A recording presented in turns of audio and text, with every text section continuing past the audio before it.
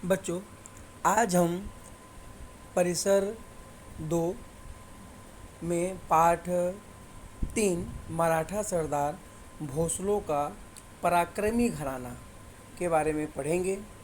बच्चों, उस समय महाराष्ट्र में अस्थिरता का समय था। अस्थिरता का समय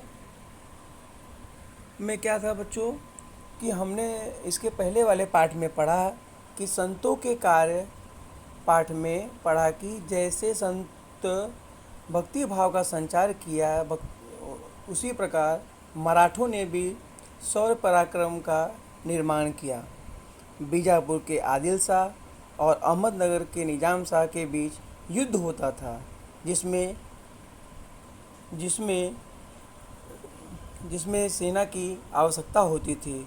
उसमें मराठा सरदारों की सहायता लेते थे। सूरवीर मराठा बच्चों, सूरवीर मराठा कैसे थे? ये मराठे बड़े ही सूरवीर थे, वैसे ही साहसी और स्वामी भक्त भी थे। मराठों के पास सेना होती थी। सेना वाला मराठा जब भी सुल्तान के पास जाता तो वह उसे अपनी नौकरी में रख लेता था। सुल्तान उसे सरदार का पद देता था और जागीर भी देता था। जागीर पाने वाला सरदार अपने आप को जागीर का राजा मानता था। सुल्तान के दरबार में बड़े बड़े मराठा सरदार थे।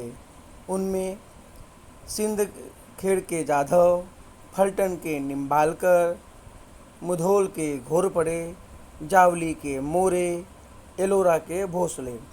सिंध खेड़ के जाधव देवगिरी के यादवों के वंशज भी थे।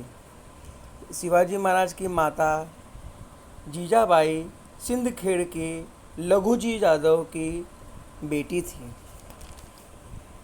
उसके बाद बच्चों, घृष्णेश्वर का मंदिर लगभग 400 वर्ष पूर्व की बात है। एलोरा की गुफाओं के पास घृष्णेश्वर का मंदिर सुंदर मंदिर जीर्ण अवस्था को प्राप्त हो चुका था। एकदम टूटी फूटी अवस्था में था बच्चों। उसकी दीवारों में भी बड़ी बड़ी दरारें पड़ गई थी। मंदिर का पुजारी भी मंदिर छोड़कर चला गया था। उसे देखकर भक्त बड़े दुखी होते थे। एक शिव भक्त बच्चों रोज नियम पूर्वक उस जीर्ण मंदिर में आता था। शिवलिंग पर बेलपत्र चढ़ाता था।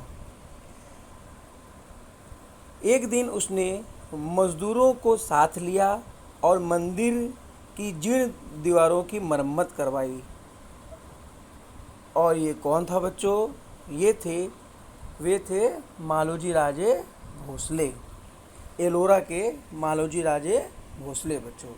ये दिख रहा है आप लोग को बच्चों शिव मंदिर, ये वहाँ घृष्णेश्वर मंदिर है बच्चों, वहाँ का ये फोटो है।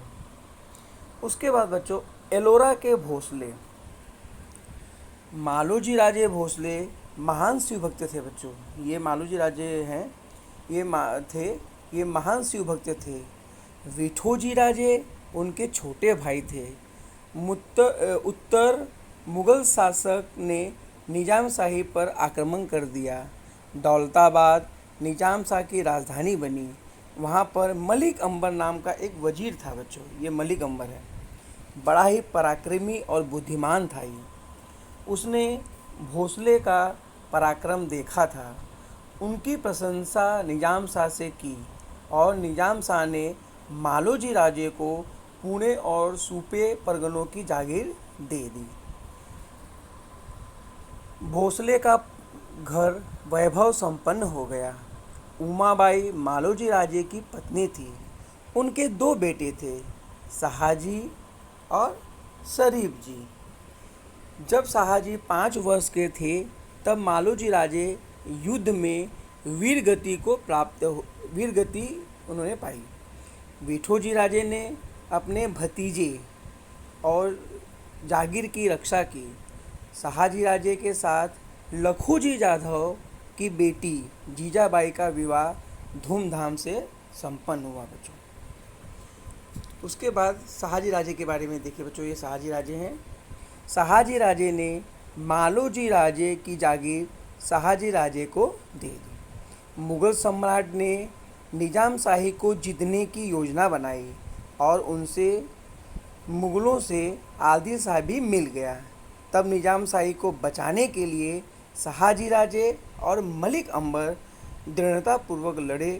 दोनों सेना को उन्होंने पराजित कर दिया बच्चों, शहाजी राजे और मलिक अंबर ने। यह युद्ध अहमदनगर के पास भातबड़ी नामक स्थान पर हुआ। इस युद्ध में शरीफ जी वीरगति को प्राप्त हुए, किंतु शहाजी राजे ने वीरता का परिचय दिया। शहाजी राजे का गुणगान होने लगा। हाँ बच्चों, देखो लड़ाई हुई थी, उसके बाद शहाजी का राजे का गुणगान होने लगा। उसने वजीर अंबर उससे शहाजी राजे से जो वजीर था मलिक अंबर, वो ईर्ष्या करने लगा। इस कारण शहाजी राजे निजाम शाही छोड़कर बीजापुर के आदिल शाह के पास चले गए। आदिल शाह ने उन्हें सर लश्कर की पदवी से सम्मानित किया। कुछ समय बाद मलिक अंबर की मृत्यु हो गई। उसका पुत्र फतेह खान था बच्चों, वो बड़ा ही धूर्त था। वह निजाम शाही का वजीर बन गया।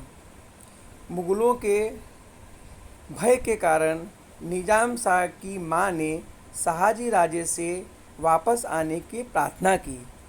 तब उनकी प्रार्थना सुनकर शहाजी राजे आदिल शाही को छोड़कर निजाम शाही में वापस लौट आए बच्चों। धन्यवाद।